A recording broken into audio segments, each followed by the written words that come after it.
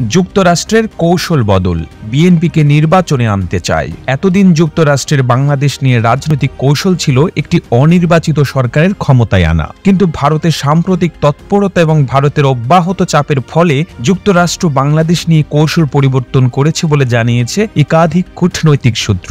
যুক্তরাষ্ট্র এখন মনে করছে বিএনপিকে নির্বাচনে আনতে হবে।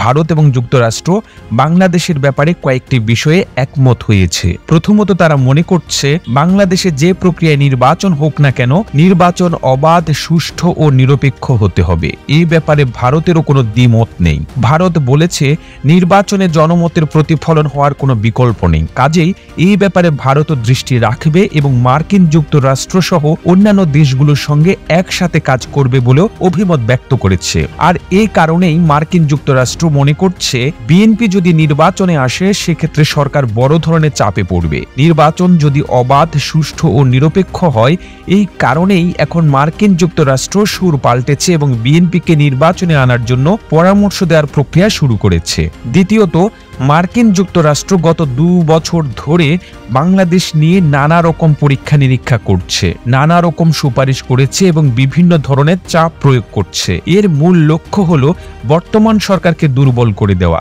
আর এই কারণে বিএনপিকে নেপথ্যে থেকে সহযোগিতা করছে, এমন অভিযোগও কেউ কেউ করছেন। যদিও মার্কিন যুক্তরাষ্ট্রের পক্ষ থেকে সাফ জানিয়ে দেওয়া হয়েছে যুক্তরাষ্ট্র কোনো দলকে সমর্থন করে না, বরং তারা বাংলাদেশে গণতন্ত্রকে সুদৃঢ় দেখতে চায় এবং এমন একটি নির্বাচন চায় যে নির্বাচনে জনমতের প্রতিফলন ঘটবে। আর এরকম একটি বাস্তবতার প্রেক্ষিতে মার্কিন যুক্তরাষ্ট্রের অব্যাহত চাপের কারণে বিএনপি অনেকটাই চাঙ্গা হয়েছে। তারা বলেছে নির্দলীয় নিরপেক্ষ তত্ত্বাবধায়ক সরকার ছাড়া তারা কোনো নির্বাচনে যাবে না। এখানেই রাজনৈতিক কৌশলটি ছিল খুব গুরুত্বপূর্ণ। তৃতীয়ত, বিএনপি যদি শেষ পর্যন্ত নির্বাচন না করার সিদ্ধান্তে অটল থাকে, তাহলে মার্কিন যুক্তরাষ্ট্র এই নির্বাচনটি অংশগ্রহণমূলক হচ্ছে না এরকম একটি মন্তব্য করবে এবং শেষ পর্যন্ত এই নির্বাচনকে তারা স্বীকৃতি দেবে না। ফলে নির্বাচন হতে পারবে না, যেভাবে 2007 সালের 22 জানুয়ারি নির্বাচন বানচাল হয়েছিল। কিন্তু মার্কিন যুক্তরাষ্ট্রের এই অবস্থানের সাথে সরাসরি দ্বিমত পোষণ করেছে ভারত। ভারত মনে করে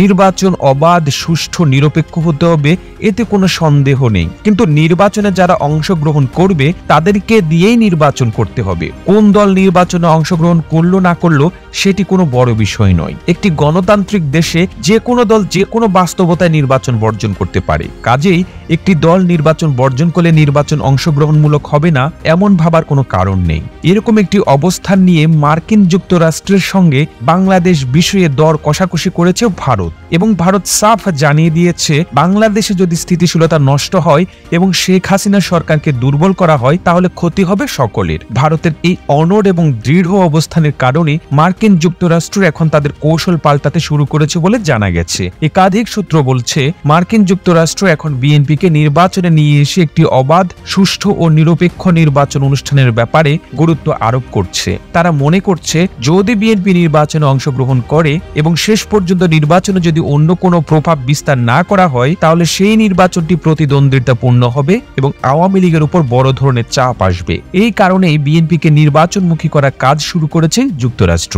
এখন দেখার বিষয় যুক্তরাষ্ট্রের এই কৌশল কতটুকু সফল হয়। এই প্রতিবেদন তৈরিতে তথ্য ও উপাত্তের সাহায্য নেওয়া হয়েছে জাতীয় গণমাধ্যম বাংলা ইনসাইডার থেকে। আর এতক্ষণ আপনারা সঙ্গে ছিলেন বিশ্ব বাংলার। এভাবেই সঙ্গে থাকুন, আমরা তো ফিরছি নতুন নতুন প্রতিবেদন নিয়ে। একই সাথে আপনি যদি বিশ্ব বাংলার পেজটিকে ফলো দিয়ে না থেকে থাকেন, এখনই ফলো করুন। ধন্যবাদ।